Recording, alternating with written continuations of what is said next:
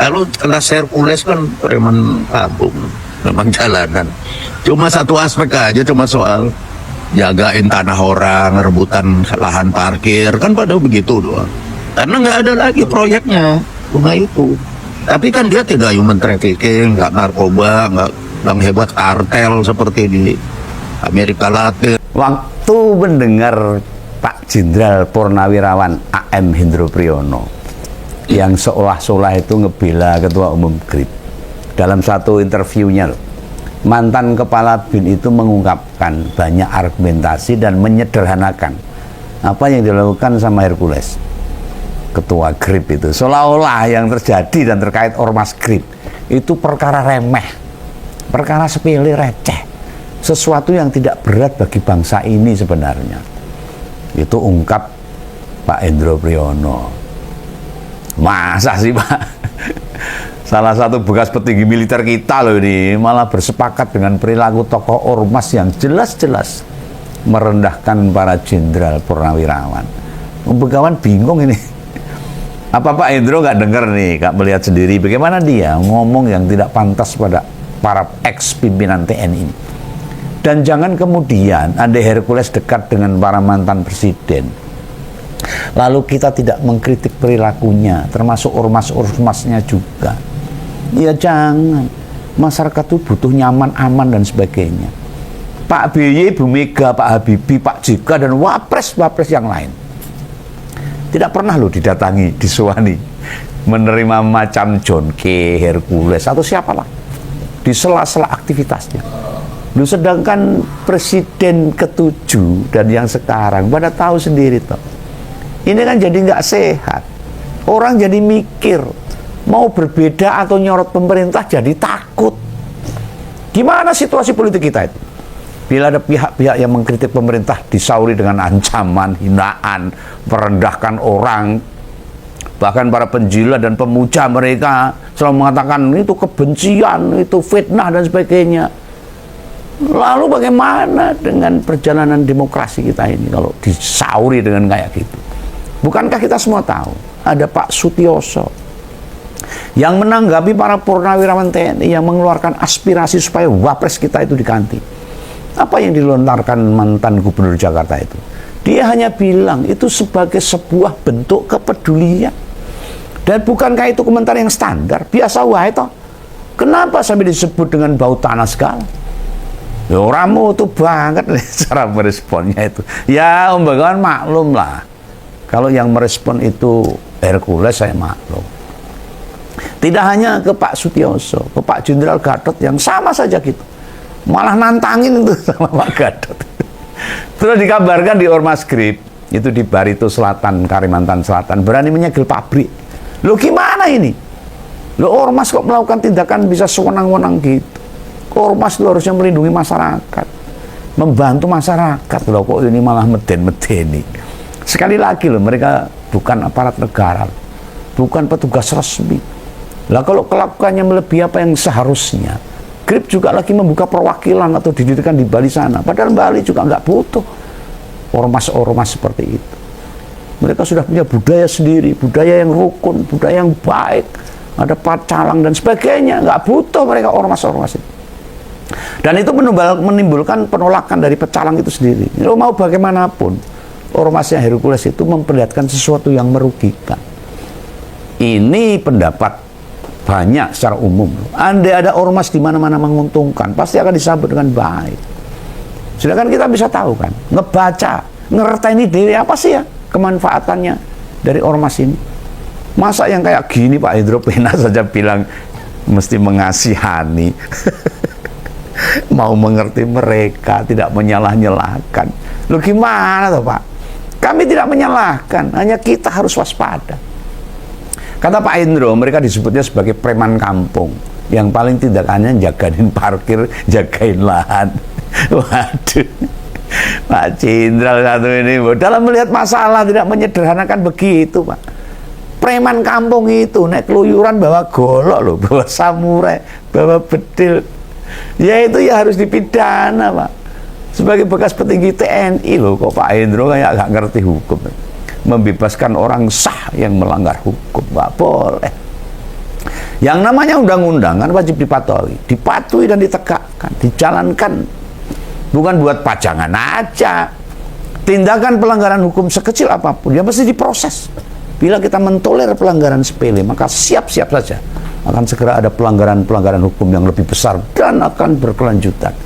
Kita semua juga tahu, dulu waktu di Timor Leste, Hercules itu banyak jasanya. Kita tidak mau melupakan itu semua. Yang kita persoalkan itu ormas grip yang sebenarnya itu gimana, yang saat ini terjadi. Nggak usah cerita masa lalu. Tidakkah ada kejadian di Depok itu, mobil polisi aja berani dibakar, yang kemudian akhirnya Hercules minta untuk dilakukan penegakan hukum. Loh, nek sekelas anak buah berani ngebakar mobil polisi, gimana para pemimpinnya? Apa yang bisa dia bakar? Lo pikirnya kan gitu, Pak. Kalau yang di Depok itu oknum, lantas penyegelan pabrik di Barito Selatan itu oknum juga. Ya penak wae oknum. Patutnya melepaskan tanggung jawab itu. Nah, sekarang di Bali juga diresahkan dengan mau hadirnya grip di sana. Dan kelihatannya kabarnya sudah berdiri. Para pecalang di Bali yang nolak grip, bisa kita pahami, mereka khawatir Anda nanti akan mempengaruhi pariwisata di sana. Apa Pak Hendro menutup mata atas banyak informasi yang berkembang begini? Banyak investor lari gara-gara para ormas-ormas ini. Oh, Begawan malah penasaran, jangan-jangan ada hubungan ini. Ada simbiosis mutualisme. Oke, halo teman-teman, kembali lagi bersama saya di channel ini. Salam NKRI harga mati. Teman-teman, dalam video ini kita telah mendengarkan sebuah cuplikan video yang disampaikan oleh Om Begawan. Tentunya hal-hal seperti ini menjadi sebuah pemahaman bagi kita dalam menilai perjalanan politik yang terjadi di Indonesia. Namun satu hal yang membuat saya senang untuk membahas hal ini, kalau berbicara mengenai Hercules dan juga pengalaman-pengalaman yang sudah terjadi di masa lalu ini, membuat kita makin semangat untuk membahasnya. Namun satu hal yang saya bacakan sebelum kita bahas lebih mendalam, ini bukan masalah preman kampung yang jaga lahan kosong, tapi penghinaan Hercules kepada Pak Sutioso yang mengatakan mulutnya udah bau tanah dan betani nantang Pak Gatot. Saya saja cuman anak veteran perang kemerdekaan sakit hati karena ada mantan komandan baret merah yang dihina oleh preman kampungan. Oke, kalau udah disebut mulutnya bau tanah, itu bisa digarisbawahin, artinya itu sudah tidak lama lagi. Kalau dibilang sama orang, itu misalkan kita ketemu orang dan mengatakan bahwa udah bau tanah, itu mengatakan secara tidak langsung bahwa dia tidak lama lagi akan meninggal, begitu ya, ataupun ke alam yang berbeda. Namun tindakan-tindakan seperti ini ya semua orang pasti tersinggung ataupun tidak senang disampaikan kata-kata yang kurang elok ataupun kurang etis untuk disampaikan, apalagi sekelas pejabat. Ya, seperti itu. Disampaikan lagi di sini, ya, jenderal yang jadi backingan ormas arogan merendahkan jenderal yang lain. Perlu dipertanyakan komitmennya untuk menjaga keamanan NKRI. Kestabilan politik perlu dijaga, tapi ormas yang merasa lebih berkuasa dari TNI Polri perlu dibubarkan. Memang pada dasarnya dalam membangun organisasi masyarakat, ya, dimanapun itu, di daerah manapun organisasi masyarakat pasti bertujuan itu menjadi wadah untuk menjadi salah satu organisasi yang bermanfaat di daerah-daerah dan tempat-tempat tersebut. Mereka harus bermanfaat di sana. Mereka juga harus punya visi misi yang positif, mempunyai misi yang berdampak bagi masyarakat-masyarakat setempat. Nah, kalau ada ormas-ormas yang dimana itu dinilai membuat suatu kegaduhan dan membuat gerakan-gerakan radikal yang bersifat garis keras, itu harus dihapuskan, ya. Itu akan menghancurkan negara kita. Saya lebih setuju dengan Pak Gatot daripada Pak Hendro, di mana perkataan Pak Gatot sudah jelas membela para purnawirawan TNI dan sudah jelas ada efek baiknya untuk masyarakat. Ya, artinya kita tetap mendukung orang-orang yang berada di garda terdepan, ya, yang menyuarakan suatu keadilan itu, dan mereka tetap pro kepada masyarakat. Nah, ini disampaikan dari ini masyarakat yang menyampaikan ini, bahwa gue demen nih dua jenderal ribut cuman gara-gara membela manusia yang kita anggap nggak ada kontribusinya bagi bangsa dan negara Indonesia yang tercinta ini.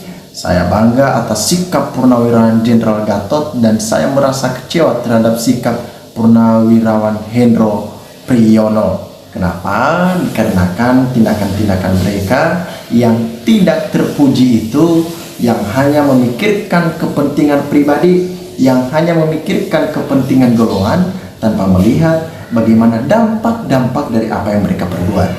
Ya, ini sikap-sikap bandit seperti ini ya, aneh banget ormas-ormas ini ngapain didukung begitu ya.